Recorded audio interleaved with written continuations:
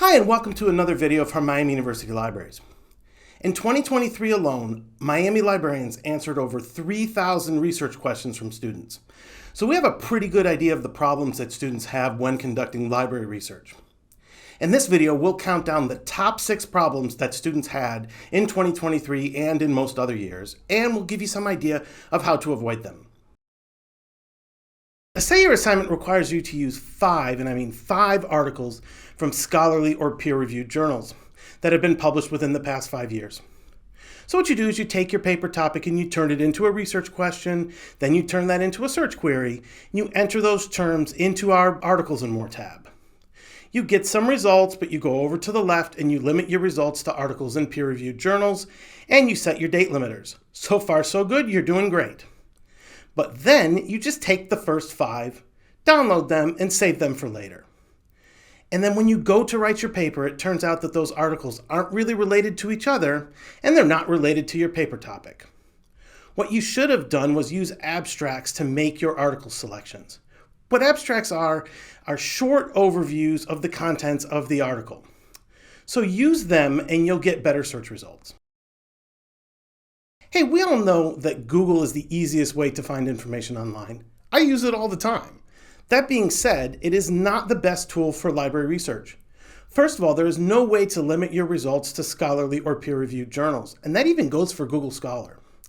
And secondly, you don't have access to all of the rich full-text content that you have available to you as a Miami student. So if you use our library databases, you can almost always limit to scholarly or peer-reviewed journals, and you'll have the Find It buttons to locate the full text. EBSCO is not only a database platform, but it is also a journal hosting service. So we do have a good number of full-text titles available in their databases. EBSCO even provides a box for you to limit search results to those items that they host. But don't do this. We have full-text articles from a number of other places, including the OhioLink Electronic Journal Center. Instead of limiting your search to EBSCO-hosted titles, click on the Find It button. This will search our holdings and attempt to locate the full text across all of our platforms. No matter how good your initial search query is, it will not find every possible article on your topic.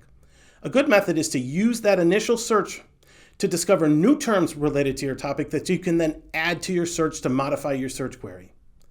This is why we always say that searching is an iterative process.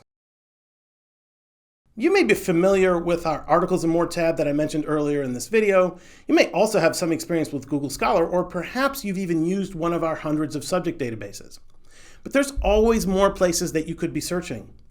A great way to discover new resources is by using our My Guide service, which presents a curated list of databases and research guides based upon your major, minor, or any classes that you're enrolled in.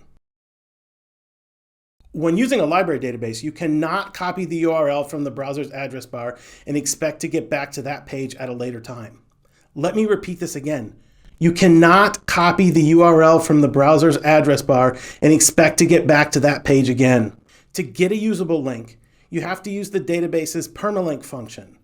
That not only will provide a usable link, it will also add the proxy link to the URL, allowing you to access library resources from off-campus locations. One thing that you should do is use our Ask Us Research Help service for assistance in the research process. Thanks for watching, and good luck finding sources for your papers and projects.